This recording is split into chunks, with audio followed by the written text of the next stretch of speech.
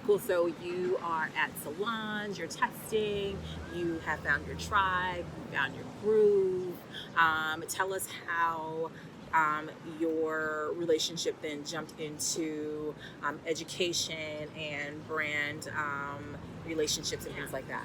So at Blow, they then started their own product line. Mm-hmm. So they became like a blow dry bar. Okay. And they started a product line to support that. And they needed educators. And they just took like the best people that did like the best blowouts and like, okay, you're going to teach them. And I was always teaching like one-on-one, but never like in front of a class. Right. So That's the first daunting. time I did that, I was like, daunting. Maybe I don't want to teach. I was like so scared. Just like speaking in public has never been a thing for me. Like I always hated speaking in public growing up. You know, just the first day of school when they're like, everyone, like, we're gonna go around the class and say our names. Like my stomach is like I just don't even want to do just the attention. Yeah. It's crazy now because I'm like always in the spotlight on stage, but that attention was always like, I'm gonna crawl into my hole. So I did the first class. Yeah. It was just getting you through it, so preparing you for now. I did the first class and I was like mortified in the class, like, and like my supervisors and everyone was like, oh, great job. But when I got home to my husband, he was like, are you okay? Because I'm like in tears, my stomach is hurting. I'm like, I felt horrible up there. Like maybe this isn't for me. And he's like always pushing me like, no, this is for you. Like you're so good at it. Don't let this like fear come in between you and you know this success. Yeah. So I just kept getting in front of those classes until that feeling went away. That's a great thing. Like literally, I would be in the bathroom like throwing up like right before class. But I'm like, but the more I did it, every time it was like a little less stressful, a little less pressure, and then one day it just wasn't as stressful and you know full of pressure. I mean, still to this day, there's always nerves there. Those there's nerves always are pressure there, right? But that feeling of like you're going to like pass out is not there anymore. Well, that's great. Because people are super excited about what you're sharing and what you're teaching them. So it's definitely needed, and you're needed in the industry. So I'm glad you got over that. Yes, me too. So there are really great ways to help get over stage fright. You know, when I first started, I actually took an on-camera class, and what the things that I wanted to do were kind of things like this, where I was, you know, on camera or hosting, or but in the beauty space, and I would freeze. And it's really funny because even in the on-camera class, when they record you and there's maybe 2 or 3 people in the room, and then they make you watch it, and everyone has to give critiques, you know, that's pretty tough. So, but something like that is really great. Again, you know, finding a mentor is really great. You know, finding a scenario where you will be in front, whether that's at your church, whether that's at your school, like wherever that is, you know, getting up and speaking. If education is your route, you know, because I think what the best thing to do is go ahead and try to like squash that fear. Yeah, totally. For me, I think I watched a lot of like self-help stuff on YouTube. That's what kind of broke me out of it. Watching stuff that told me how to be better on stage, like literally like how to physically stand so that you physically feel better. Like with your hands in front of you and all, like you're gonna embody that shy feeling that you're exuding when you stand shy. So like stand 2 feet solid on the ground at the center of the stage, chin up. You could speak with your hands, you know, just knowing those little tips and tricks. Just made it a whole lot easier for me, you know? Yeah, it's really great. So I didn't even think about YouTube because clearly that was not an option back in my day. So yeah, that's a really great option. I'm sure there's tons and tons of things that would help. Oh my God, it was so helpful. And just having that motivation. There's this motivational speaker on YouTube that helped me really a lot and still does to this day. Eric Thomas. Okay. Oh my gosh, I watched his video. That's how I got the job at Makeup, really.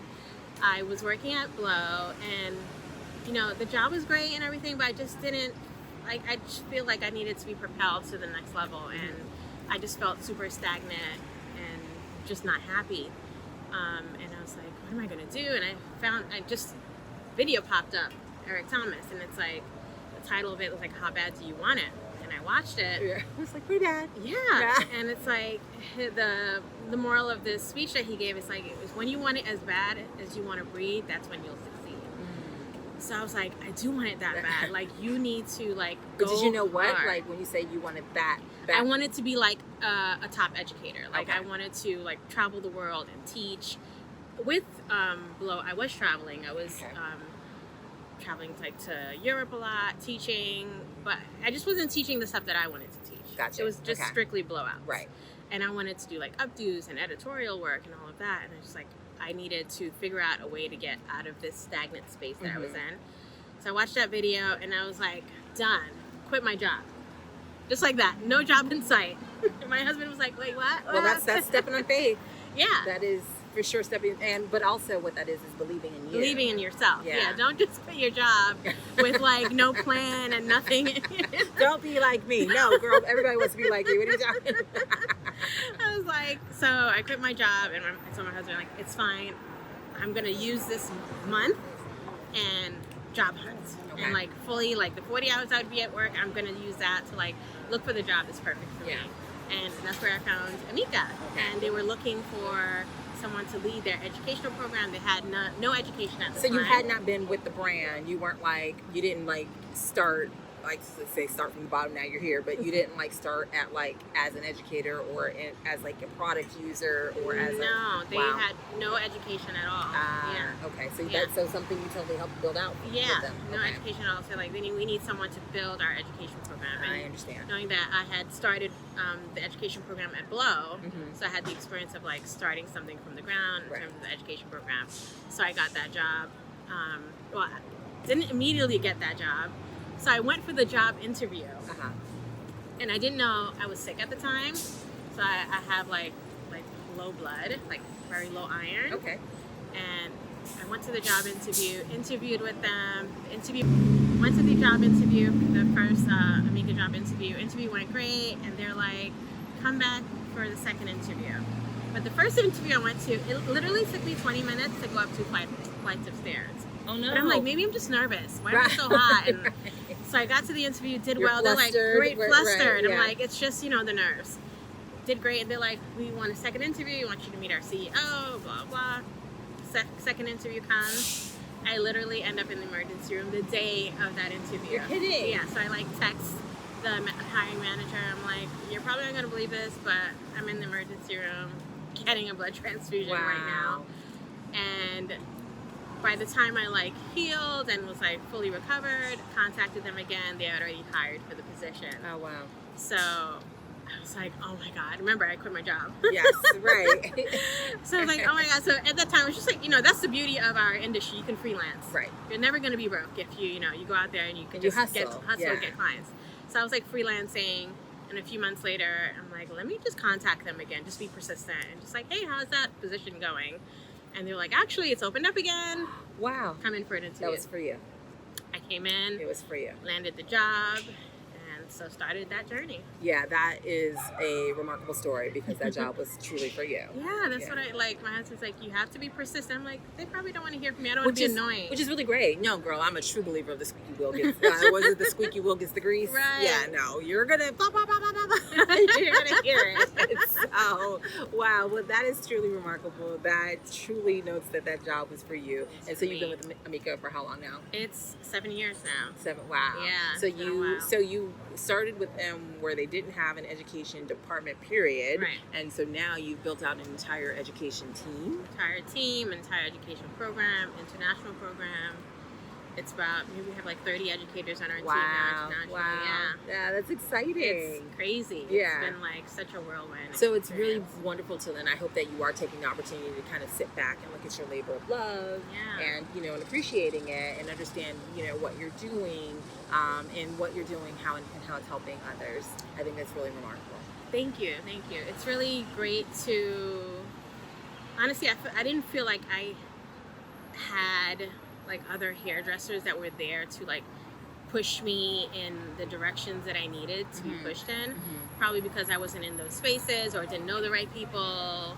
But I I try to today be the person that I needed back then. Yeah, you know, exactly. I felt like I was kind of like just out there just figuring it out by myself, but now I just want to be like that person that's like, hey, you're really good, but you need to like reel it in. Yeah. Focus. You Yeah. know? I love that. That's actually, and I can't remember the quote, so I'm going to say it's probably one of my favorite quotes, even though I don't remember it, but it's something to the effect of be the big sister, be the mentor, be the woman that you wish you had growing up. Yeah. So that's really great. Thanks. So is there any advice that you would give any upcoming stylists, any newbies to the beauty industry? What would you like for them to know? I think it's important to have a plan, and also don't be afraid to dabble in different areas of the industry, and also learn the different areas of the industry. Like, knowledge is power. Like, if you don't know that there's, there are movies being made, and there's a Broadway, there are commercials, there are so many avenues. It's not just about working in the salon, which is a great thing as well, but know that if you go and work in the salon and it just doesn't work out for you, it doesn't mean that you're not meant to be a hairstylist. Right. Because I hear that often. I worked in a salon, like that salon life is not for me, so I'm gonna just go work in this office. It's not just a salon. There's Right. so many ways that you can be a hairstylist. Exactly. So, And keep I that in know, mind. and so, I started my career here in Brooklyn. I mean, not Brooklyn, I'm only saying because we're in Brooklyn. I started my career here in New York, and you started your career here in New York. Yeah. I know a lot of people start their careers in LA and in Atlanta, so a lot of people who are like maybe in the Midwest, in the South, in any of those regions, they don't feel as inspired because they don't have those additional options. Yes. But you do, you have local television shows, so you have the Exactly. news anchors, Yeah. you have like your local celebrities. And let me tell you that advertising is happening in every state. There are a lot of corporations, because now that I live in Kansas City, it like calls. I just think of like the companies that are based and started in the city that I'm in. So just check and see what major corporations are Exactly. that are in the cities that you're in, because typically they are doing executive shoots, they're doing executive videos, they're doing advertising. So look into those things. You don't always necessarily have to be right smack in the in the heartbeat of right, New York or in like in a LA. fashion capital or anything like that. Like my first job, like doing like a real like paid photo shoot, was for a sporting goods store that sends you like those like inserts in the newspaper every Sunday. Yeah. And you wouldn't think that. I mean, I wasn't thinking that they need a hairstylist. Right. But I saw it. I saw the job opportunity, and like, oh, we need a hairstylist.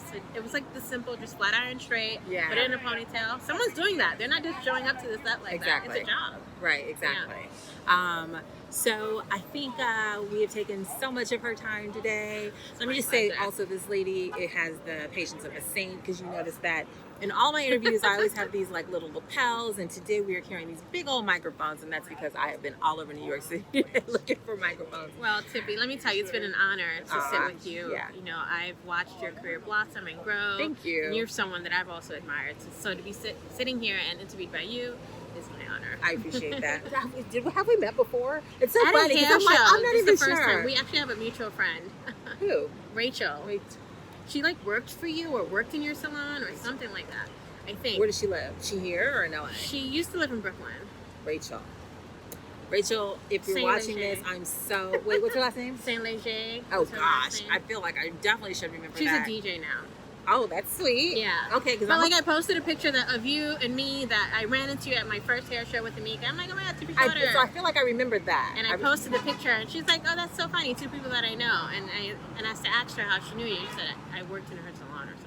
Huh. So now I got to go back. All right. So hey, Rachel, because I do remember walking through an Amika booth, and I remember someone saying, "Hey," and like I distinctly remember Like having fangirling. no. I distinctly remember having like a cool conversation with a really cool girl. I just didn't know who that girl was. So this is the cool girl. All right, cool. So I always end Behind the Beauty by saying a phrase and you adding to it. Okay. Okay, and the phrase is, we are all Meant to be someone amazing. we are all meant to be someone amazing. You heard it from her mouth to your ears. Thank you so much for watching Behind the Beauty. Naeemah, thank you so much for hanging out with me Thanks for today having in me. this gorgeous day in Brooklyn. Yes. And until next time. Bye, guys.